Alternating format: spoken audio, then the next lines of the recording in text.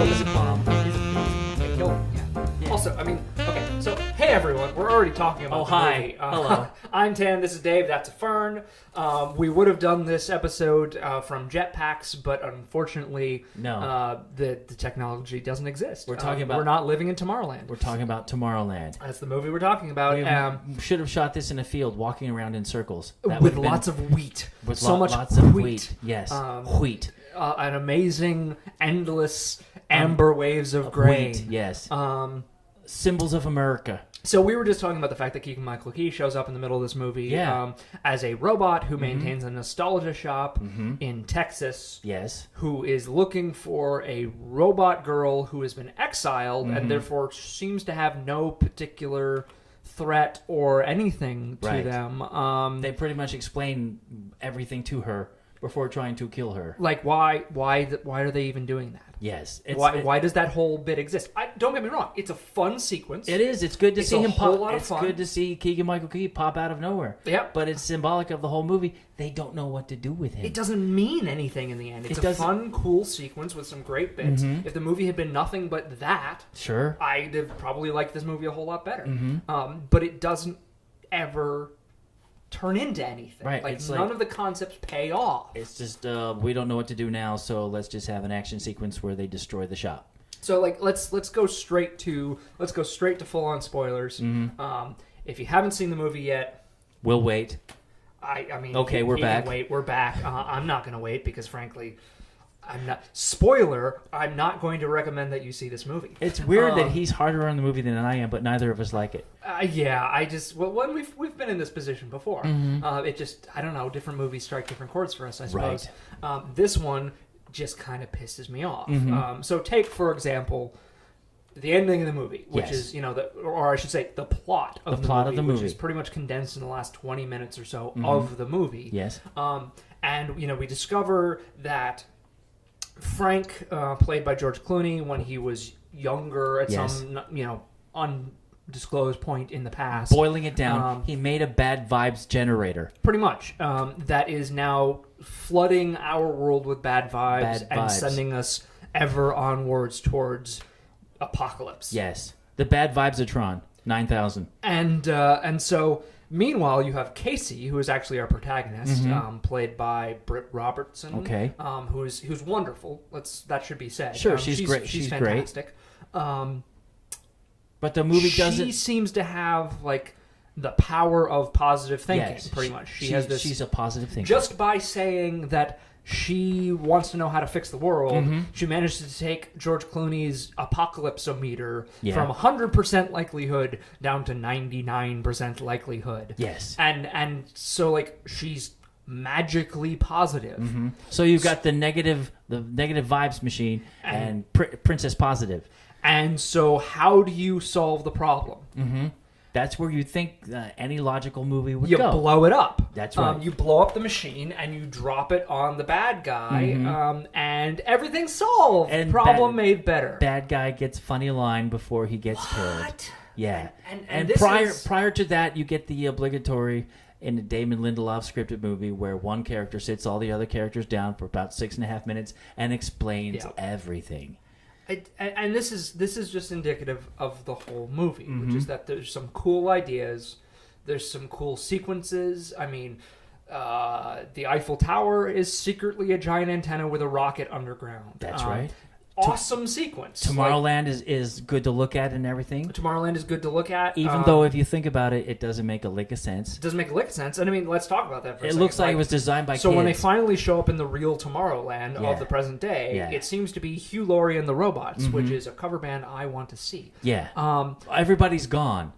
Nobody's there. Where did they go? It's never explained, and it's never like what happened. It's a script problem. You can't make Hugh Laurie look like mass murderer guy. You have to sympathize with him a little bit until he explains everything, and then he can flip over to be bad guy. And just like it's script problems. It's all script problems. And once he makes his speech and everything, someone actually asks him in the speech, "Why are you doing this?" And he has no answer, just 'cause. Somewhere buried in the first drafts of this film, there is a much better film because all of the chess pieces are there on the board to see a good ending, to see a satisfying conclusion to all of these plot lines. It's this movie is like bits and pieces of drafts of scripts that all got glued together And then, all got watered down by some Right. kind of studio notes or something. And then once they had that, they realized we don't have an ending. And so let's in the just end, you end up with a movie that is a blow stuff hour and a up. half long chase sequence followed by blowing up a machine. And to give it credit, the chase sequences are fun. Oh yeah, every bit of it are fun. Everything with this little pin that takes you Yep, that stuff is into whole lots of Tomorrowland fun. is very clever. There's a lot of really clever, really well done, well directed. But they all seem like they were made by a completely different person because than the none of it person matters. who Because wrote the none of end. it puts together. And let's also talk about one of the elephants in the room, which is the sort of message of this movie. So there's two things, both of which I think are worth discussing. Yes. The first is the question of objectivism, of Ayn Randian, Yes. This world of Tomorrowland is for the plus ultra, The and superior people and- will lead us to the promised land. all of us, mere plebs in the Earth world don't deserve to go to Tomorrowland because we just muck it up. Right. And that leaves a pretty bad taste in my mouth. They tried to sugarcoat it by saying all these people are artists and dreamers, Yeah, but they're, as opposed to engineers and businessmen and everything. Like objectivism and all that is they based upon. totally gloss over it, but in the moment when Athena, the robot recruiter who brings Casey into all of this mess, Yes.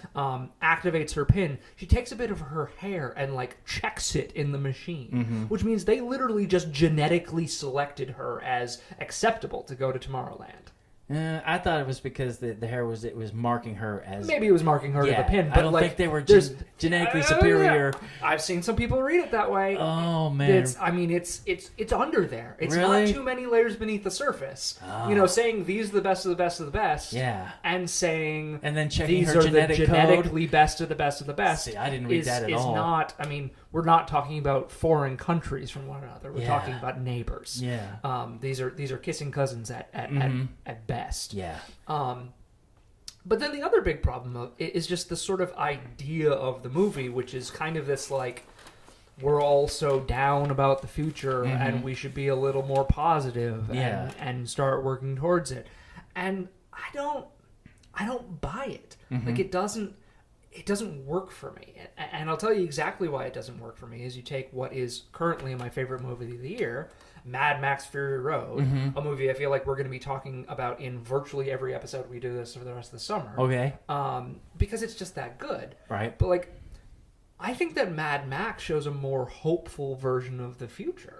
Because the world has gone to hell in Mad Max, but inside that world that's gone to hell, you see the power of the human spirit, and people will continue, and life will regrow, and things will be okay, and no matter how bad things get, we can carry on. All right. As opposed to this idea of a select group of people. a select group of people will save us all, genetically superior people. or even just this idea that everything's on a highway to hell, and we better start thinking positively because otherwise, we're all thinking that we're doomed and it's all going to be awful. It just... It's a movie that its basic thesis is based on a motivational poster. Pretty much. Which wolf do you feed? Yeah, the light and happiness, Right. or the darkness and despair. Yeah, it's boiled down to that kind of simple thinking. You don't base grand ideas on that. They start from there, but you kind of have It to give doesn't them a little go bit anywhere beyond It needs a that. skeleton. It needs something. Yeah, it may at one time may have gone that way, but it didn't end up that way. This is a movie that is all skin, but left its bones behind. I think that's my...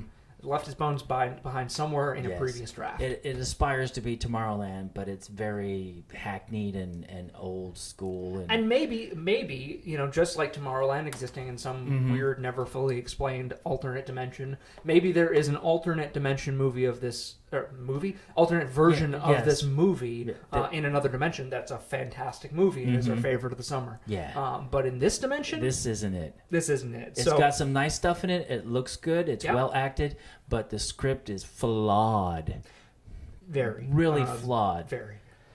So, Final verdict? Final verdict. What do you think? Should people go see this movie? I would be just like my mom. I'll wait till it comes on video. I would go with no.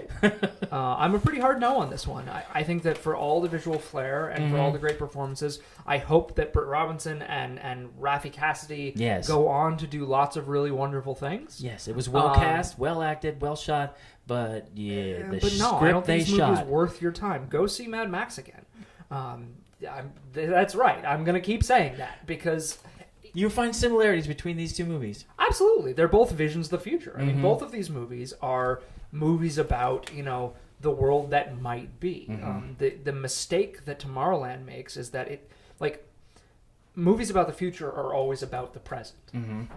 Mad Max is a movie that's dealing with present issues, the present day climate and issues, and trying to find a way and trying to find hope that we will be able to get past our racism and sexism and misogyny and all of that kind of stuff, that we might be able to find a possible future and gives us a glimmer of hope. Tomorrowland is a movie that says, wouldn't it be nice if everyone just thought a little more positively? I think that the future was better back in the 40s. Yeah. Seriously, it's grounded in nostalgia. It's a movie that says, we used to think the future was shiny, and now we don't, and we should think it's shiny again. Yeah. And there's no present in there. There's no relevancy to us. It's just, as you said, it's a motivational poster as opposed to a thesis. Right. And the funny thing is that we're talking about a movie where, Mad Max has about 5 lines in the entire movie, give or take, and yet it has a so much stronger thesis, so much stronger message, so much stronger philosophy than Tomorrowland, which has people spout off speeches. Anytime they're not running around, they're speechifying. Yes, That's they're explaining all this movie is. explaining things to you. And it's totally hollow. So, no on his part, and Big a no light on mine. So that's Dave. And I'm Tan, and this is the Fern. That's Fern, and he's depressed himself. We'll see you when we see the next movie. You brought yourself down, which I hope will be so much better. It almost has to be. Wow. See you. I want to give him a pat. It's okay. This movie depresses me. It's the opposite of Ex Machina. Ex Machina is a movie where the more we talked about it, the more I liked it. Right. This the is a more movie you talk where about it, the more you hate it. I hate it. Wow. It just makes me sad. Yeah. South Africa to save South Africans from a giant lizard and a horrible, horrible earthquake. And then his family's involved, and there's some pets and some running around. And